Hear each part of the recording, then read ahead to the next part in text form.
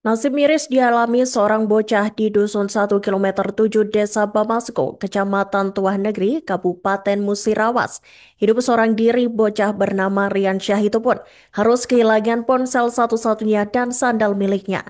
Bocah yang bekerja sebagai brindal buah sawit itu pun hanya bisa menangis saat mendapati harta satu-satunya dibawa kabur orang.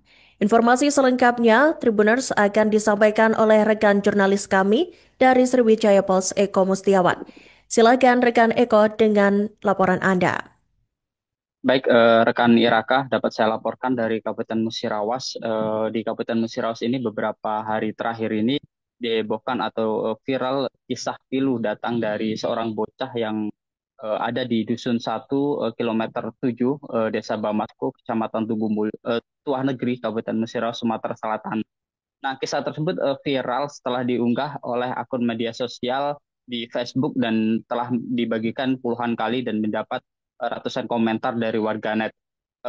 Dalam video yang beredar itu memperlihatkan seorang bocah yang diketahui bernama Riansah yang masih berusia 14 tahun, yang diketahui juga merupakan anak yatim yang ditinggal oleh ayahnya meninggal dunia, hidup seorang diri atau sebatang kara di rumahnya yang ada di Dusun 1 km 7 Desa Bamasko.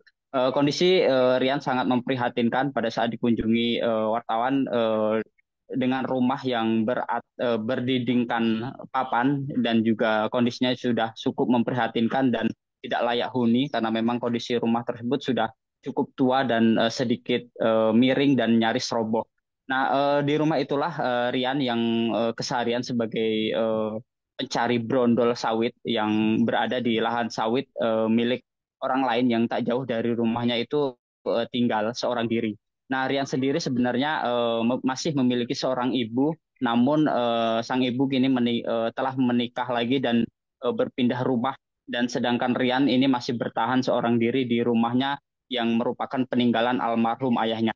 Nah, pada saat viral tersebut, Rian ini terlihat sedang menangis karena mengetahui handphone satu-satunya miliknya yang merupakan peninggalan dari almarhum ayahnya ini hilang setelah diketahui pada saat itu Rian ini pulang dari mencari brondol buah sawit yang tak jauh dari lokasi rumah tersebut.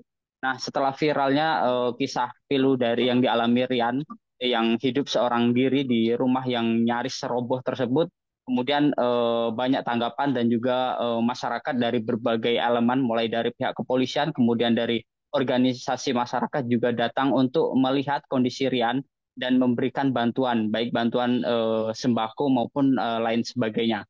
Nah, diceritakan paman Rian yang bernama Poniran ini mengatakan bahwasanya Rian ini sebenarnya sudah berulang kali diajak untuk ikut keluarganya, baik itu ibunya maupun kakak-kakaknya dan juga ia sendiri yang merupakan sebagai seorang paman. Namun Rian ini masih menolak dan juga memilih bertahan seorang diri di rumah tersebut. Nah, untuk kebutuhan sehari-hari Rian ini hanya mengandalkan dari pencariannya yang merupakan seorang pencari buah brondol sawit dan juga terkadang ada masyarakat yang merasa hibah dengan hingga akhirnya memberikan makanan untuk dikonsumsi.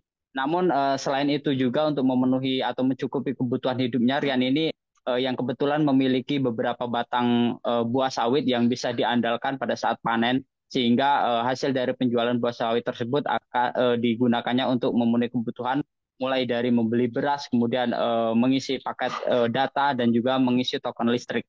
Nah, dari kisah Rian tersebut, saat ini pemerintah dari pihak desa maupun dari organisasi masyarakat sudah membujuk Rian agar kembali bersekolah karena memang Rian diketahui sudah putus sekolah sejak di kelas 5 dan hal itu dikarenakan memang Rian mengaku sendiri karena dimusuhi oleh teman-temannya sehingga akhirnya ia memilih untuk putus sekolah dan juga mandiri dengan hidup mencari dari brondol sawit tersebut.